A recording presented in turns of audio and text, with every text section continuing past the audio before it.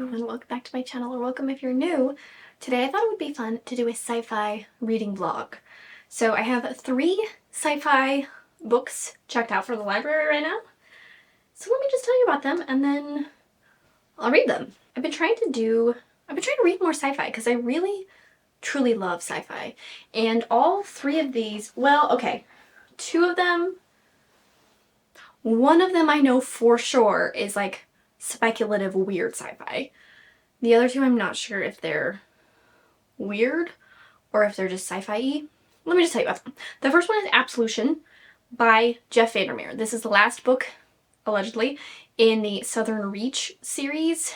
I say allegedly because everyone thought it was a trilogy until like last year when he released this book and was like, this is part of the Southern Reach. Surprise! There's a book number 4. If you don't know anything about the Southern Reach trilogy, it basically follows this area called Area X that has been taken over by nature, but like weird nature, not normal nature. And the government sends in these expeditions to try and like figure out what's going on, and it gets weird and gross and gory, and the nature changes people in more ways than one. So that's what the Southern Reach trilogy is about. I really like the first one. I didn't like the second one very much. The third one I thought was alright. I enjoyed it enough. I think I give it 4 stars.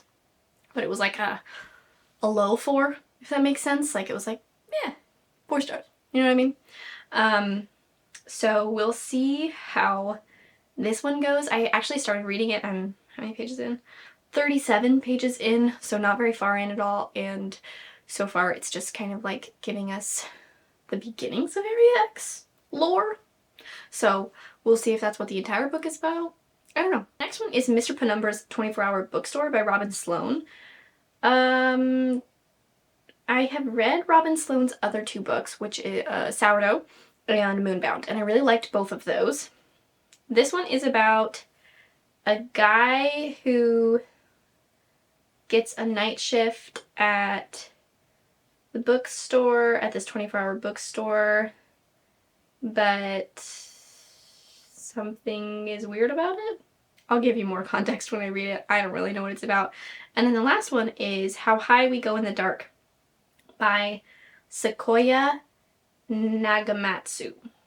And this book says that it is about a grieving archaeologist who arrives in the Arctic Circle to continue the work of his recently deceased daughter, where the researchers are studying long-buried secrets now revealed in the melting permafrost.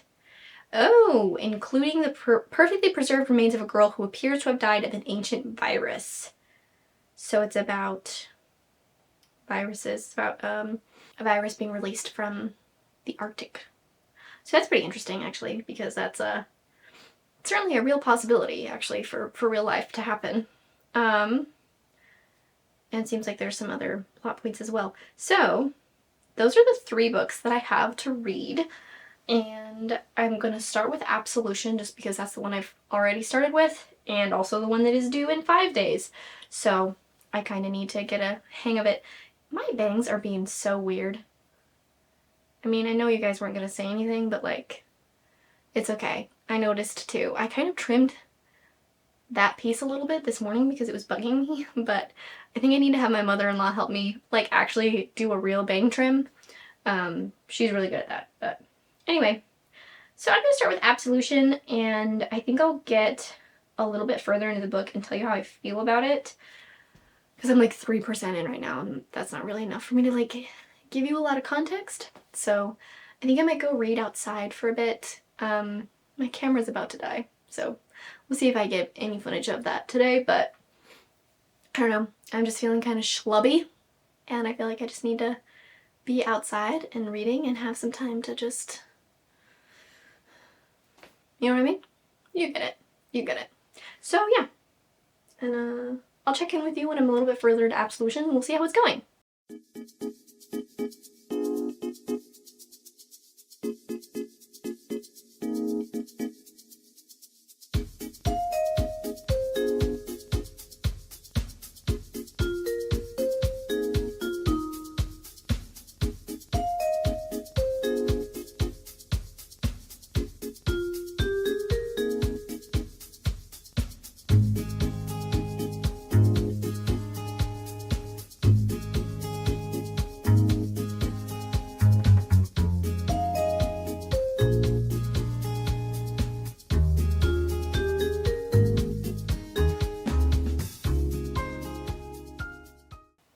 Hi. It's been a few days since I talked to you. Don't mind my crazy hair. It is what it is. I have some sad news. I DNF'd Absolution. I know, I'm sorry. Listen, I talked to you when I was about like 10% of the way through. And I wasn't really loving it yet, but I was like, maybe it'll get better. And then I hit about 25% and I was like, this is kind of a slog, but I really want to know what happens because there's 10 years difference between 10 years in between when Acceptance, the third book, was published, and Absolution. So for 10 years everyone thought it was a trilogy. So I'm like, okay, you come back 10 years later to publish something else. I want to know like what it is. Do you really have something more to add to the story? And then I got to the 70-ish% mark. It's the third part of the book, and I just could not read another page. And in the third part of the book, it started, like, I am not exaggerating, every other word was the F word. I'm just not here for that. Like, it really just feels like lazy writing to me, to be honest. And listen, I don't mind a swear word here or there. I don't prefer it, but I can get past it, right? There, some of my favorite books, well, maybe not my favorite books, some books that I've really enjoyed have had quite a few swear words. I can get past it. But this was like just so excessive. Every other word, I'm like, come on. And considering that I was already like forcing myself to read, I was like, no, I cannot read one more page of this book. So unfortunately, that's my review of Absolution. Really, I feel like the story was really just, like I said, it was a slog. Like, it was really hard to get through, and it certainly did not need to be 600 pages long. I mean, not even a little bit. And it's just disappointing. But also kind of expected in a way, because Annihilation is really good. That's the first book. I really like Annihilation. I think that it's a really cool concept. It's done really well, and there is so much ambiguity that I think it ends on a really good note of like, you don't know what's going on. But then the further you read and the further that things are explained but not explained, I just think that the craftiness of it is lost. And I think that I can think of another example of something that fits this problem, and that's Stranger Things. I love the first season of Stranger Things. The first season of Stranger Things is like top tier TV to me. I love that show. I think it's a perfect blend of sci-fi and horror. I love that it's in the 80s. Like, it's not too scary. It draws you in. It has amazing atmosphere. It's wonderful. And then season 2 is okay. Season 3 sucked. Season 4 sucked. Because they're dragging it out too much. Part of what makes it good is not knowing what's going on and not knowing all the answers, right? And so I was really afraid that the Southern Reach series was going to fall into this problem, and it kind of does in a way, but also it's just like, I don't know, sometimes you just need to let things be done. And I would like to think that there was some grand reason that Jeff Vandermeer felt like he needed to release another book. The only reason I can think of is money, because it just sucked. I'm sorry, it did.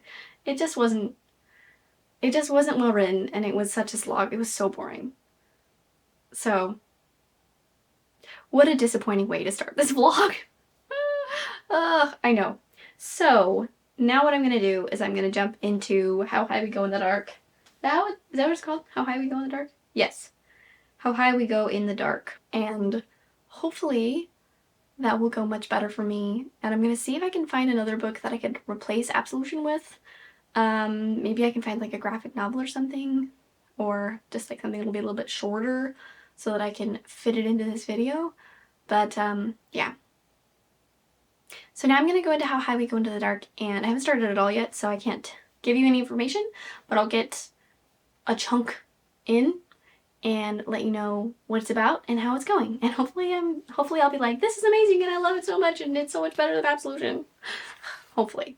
Okay, I wanted to check in with you. I'm about halfway through How High We Go in the Dark, and it's so good. It's so good, you guys. It's so good. So basically, what's happening in the book is that there is a virus that has been released from ice in the Arctic melting. And basically they found like a mummified Neanderthal who had this virus, and then the virus was leaked and affects, you know, the whole world. And each like chapter is like kind of like a short story about a different person experiencing either the virus or being someone who cares for people with the virus, or you know, it's all around the virus in some way. And I'm just so amazed at the author's ability to really draw you in, and every single story, like, they're really not that long. Like, each section's not that long, but multiple of them have made me start to tear up. Like, they just get ya. You really care about these characters, and I think that's just an amazing, strong writing to be able to make you care about characters in that way. I do not have a bald spot. Okay, my bang is doing something weird. My hairline is here. Sorry, that just looked like I had a bald spot. Sorry, I'm like talking about a profound book and then I'm like, oh, I look like I have a bald spot. Anyway, but yeah, just every story has really drawn me in, and some of them are really, really sad.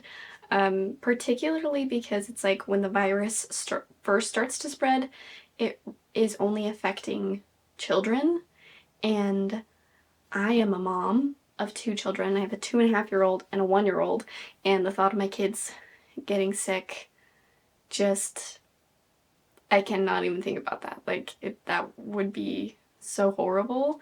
And one of the stories, I guess, is about somebody who works at this amusement park, and basically the idea is that you take your kid who has the virus and is dying to the amusement park, and they do a bunch of rides and have a great day, and then there's a roller coaster at the end that's specifically designed to allow them to slip into death. They're just not strong enough to live anymore, and so it's like specially designed to help them die. But it's like, the idea is like, you know your kid is going to die anyway, and instead of waiting for them to just wither away, you take them to this amusement park. And so, you know, that brings up a lot of morality questions, and the book does kind of talk about that, of like how, you know, is that a good thing or not? But man, that section got me. As a mom, that section got me. That one was hard to read. That one was the first one that like started to make me cry, because I was like, oh my gosh, that would be so awful.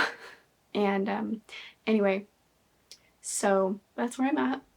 I think this will be a 5-star read for me. I mean, I've been reading for the past like 2 hours, and I'm about halfway through it, and I don't want to stop reading. My kids are probably gonna wake up soon, so I'll have to. But man, so I'll probably check in with you when I'm finished with it, just because I don't think there will be like too much more to say partway through. Sorry if you heard my dog, he's annoying. Anyway, but so far I would highly recommend this book. And it says in the like blurb that it's for fans of Station 11 and Cloud Atlas, and I absolutely love Station 11. Station 11 is one of my like probably all-time favorite books. I need to reread it because it just like is so good. But I've never read Cloud Atlas, so maybe like if I love Station 11 and I'm loving How High We Go in the Dark, maybe that means I need to read Cloud Atlas now.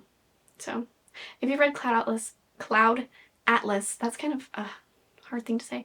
Let me know if you think I should read it, because if it's anything like Station 11 in this book, I think it will be up my alley. So yeah, it's definitely not like, this isn't like hard science sci-fi, which neither are the other books that I've been reading for this. I do like hard science sci-fi, but this is more, I think they call it cli-fi, like climate change sci-fi. Like a lot of it is about climate change and viruses. And I've liked a lot of those books in the past too. So that's my update for you on How High We Go in the Dark. I'm really loving it. And I'll probably check in with you tomorrow, allegedly. I don't think I'll be able to check in with you again tonight because, yeah, like I said, my kids have taken a very solid nap today. They've been asleep for like 2.5 hours, so they're probably gonna wake up soon. And then usually I don't film at night because that's like the time I have with my husband. So, but I definitely think I will finish this today. I think this will be a one-day read for me. And that's a good thing most of the time. Like 99% of the time, that's a good thing. So anyway, I'll talk to you when I have finished the book. And then we'll move on to Mr. Penumbra's 24-Hour Bookstore by Sloan, which I think will have a very different vibe. But that's fun. I finished How High We Go in the Dark, and it's a 5-star read for me. Yay! I'm so happy by that. I haven't had that many 5-star reads this year, and they're starting to pick up, so I think that's a good sign for me. I definitely would recommend this. There are more sci-fi things the further you get into the book, with like space and like time travel and stuff, which is cool. So I definitely think it's still classified as sci-fi, but it is, I would say, like literary sci-fi, because the sci-fi isn't necessarily the main focus. You're focused more on the characters, but like I said when I was halfway through it, I think that the author, what's her name again?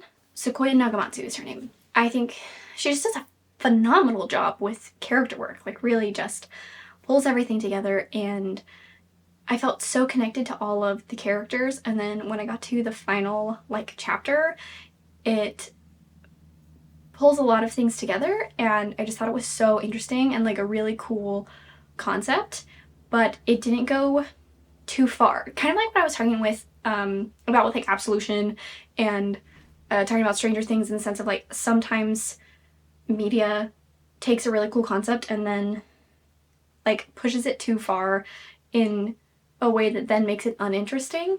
And this book, I think, stopped at the perfect time to make it a still really interesting concept. So definitely going to be a 5-star for me, for sure. So the next book I'm reading is Mr. Penumbra's 24-Hour Bookstore by Sloan. I'll give you kind of a summary of what it's about when I'm a little bit further into it. I actually haven't started it yet. I don't know. Hopefully I'll be able to start it today. Today's actually been kind of a bit of a roller coaster. I was feeling really sick this morning, super, super dizzy. My doctor thinks that my blood pressure is just too low. I have POTS and Ehlers-Danlos syndrome, and so essentially my blood is just pooling in the bottom of my body and not enough is getting to my brain, and it's making me really dizzy. So he had me do some things and called in some new medications, and hopefully that works. Hopefully we can like get things under control and figured out. I had a very bad, when I was first diagnosed with POTS, I had a really bad flare of like a couple of months where I ended up like not even being able to walk because it was so bad. So I'm really hoping that I don't get to that point. And I don't think I'll get to that point this time because I have more knowledge and more resources and know what the problem is to begin with. So fingers crossed. POTS and Ehlers-Danlos syndrome, it's hard because a lot of the treatments are like coming out right now. It's like cutting edge stuff. They're still trying to figure out like really what to do. And so it's hard from the doctor's point of view to like know what to tell me. And then it's hard from my point of view to like know what to do for myself. So anyway, it's just been a little bit of a whirlwind day because of that, because I was feeling really sick. Now I'm feeling better. So I feel kind of behind in the day, if that makes sense.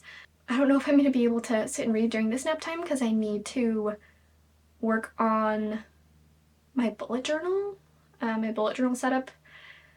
I'm not exactly sure when this video is going to come out. So I don't know if my May bullet journal setup is out already or if it hasn't been released yet. But either way, look out for that. But yeah, so I need to like get that all sketched out so that I can film it and everything. I was hoping to post both of these videos, my bullet journal one and this one that you're watching right now, in the same week, but I think because I'm not feeling well, I might have to not do that, which is okay. You know, we make adjustments to what we need to do, and that's fine. So I'll keep you updated. I'll let you know when I'm probably, I don't know, let's say 25% of the way through Mr. Penumbra's 24-hour bookstore, unless I'm like really into it, and then I might be farther along, and we'll go from there. Okay, hi. It's been a few days since I talked to you because honestly, I have not been feeling very well. My blood pressure has been doing weird things. I'm having a POTS flare up. I don't know why. Who knows? Who knows what's really happening? But I started some new medication and I think it's working pretty well because I feel way better today than I have the past couple of days. So I am almost halfway through Mr. Penumbra's 24-hour bookstore. I think it's intriguing. It's not like blowing me away or anything, but I am enjoying it. I like the writing style, which checks out because I gave 4 stars to both of Robin Sloan's other books that I read, which is Sourdough and Moonbound. So I do enjoy his writing style quite a bit. So I'm having a good time with it. Basically, you're following this guy who got laid off and just like needed to find a job. He walked past this bookstore, he saw that they were hiring, he went in, got a job there. And he works the night shift, and there are some people who come in to borrow books, and they're a part of this like group of people. It's not a cult, but it seems a little culty. And basically they are like trying to decode what's in these like special books, and so he gets really intrigued by that and gets roped in and wants to know what's going on. So that's basically the general plot of it so far. It's starting to get a little bit more adventurous, which is interesting, and I don't really have too much else to say about it. Like, nothing has really like stood out to me or like maybe not like it or anything like that. It's just been kind of like, all right, so far. So we'll see how the rest of it goes. I'm hoping that I'll finish it soon. My husband has to do a late workout tonight, and he put a rocking chair in his gym for me so I can hang out with him while he works out. So I think I'll get some reading in tonight during that. So allegedly I could finish it tonight because it's a pretty quick read. Like, I'm getting through it pretty fast when I have sat down to read. So yeah, I have a little while before I have to go get him from work, but I have some other things to do, so I don't think I'm going to be able to read like right now. So yeah, I'll update you probably when I finish it because I don't think there'll be too much more for me to say in between. Like, right now it's kind of like, it's good. Like, I don't really have like a lot to say currently, so we'll see how it ends, how the second half of it goes. But yeah, and then I also got out from the library A Beautifully Foolish Endeavor by Hank Green, which is the second book. The first one is An Absolutely Remarkable Thing, which is about like this robot statue that appears, and this girl finds it and vlogs it, and then she like goes viral and becomes famous, and it's like it's kind of sci-fi-y, and it's like a look into fame. So I don't know, we'll see how I'm feeling, if that will be in this vlog or not, but I'm gonna put it out there. We'll see. Part of me is like, maybe that doesn't count as sci-fi. I'm not really sure. Honestly, I'm not really sure if Mr. Penumbra's 24-hour bookstore counts as sci-fi either, but I'm saying that it does for the sake of this video. So there's that. But yeah, I'll update you when I've done some more reading and let you know how things have gone. It's been a minute since I talked to you. Some updates. I finished Mr. Penumbra's 24-hour bookstore. Forgot what it was called for a second. And I cut all my hair off. And I went into a very bad POTS flare. And I've been like on my deathbed for the past like week. So that's kind of where I'm at. I actually cut all my hair off because my scalp was getting so sensitive that I couldn't put my hair up at all without like being in a ton of pain. So yeah, we went for the chop. And I think it turned out pretty cute. So there's that. So I like doing weird things. Hold on, I'm gonna turn the light off. There we go. That's better. I feel like there is a way to fix the like the lines on the screen when it comes to like overhead lights being on, but I don't know how. So I don't know if anybody has advice for me, let me know. Let's talk about Mr. Penumbra's 24-hour bookstore. I finished it, and to be honest, there's not a whole much more to tell you besides what I said when I was halfway through, and I'm gonna give it a 3.5. It kind of let me down. Oh, a heron! It's flying. There's this heron that's been hanging out in our yard, and it's very large and it's very beautiful. And they're really cool when they fly because they're like huge. Their wingspans are like 6 feet. It's insane. Anyway, sorry. Let me continue. Mr. Penumbra's 24-hour bookstore. It's hard to pinpoint exactly. Well, no, that's actually not true. It's hard for me to tell you exactly what I don't like about it because I feel like a lot of where I was like, really? Would be spoilers. So I don't want to spoil it, but I just felt like it was very bro-y. It was like dude literature, if you know what I mean. And I've been thinking about this because I finished it quite a few days ago. I've been thinking about it ever since, and I think that Robin Sloan did a good job in the sense of that's who the main character is, right? He's like a guy, he is a 20-something, and he is in kind of the tech world, and so yeah, the like bro-ness of it does make sense for who the character is. And I do think that Robin Sloan achieved what he set out to. It just didn't hit right for me because I'm not like a dude bro. You know what I mean? So I think that's where kind of a lot of that disconnect was. And then as far as like the plot, I'm trying to think about exactly how to say this without giving it away. It's like you're on this quest, right? Like they're on this quest to find this thing that's very significant and very important to this group of people. But the main character's not bought in to what the thing is. And so because he's not bought in, he's just like, I'm just doing this because I like my boss.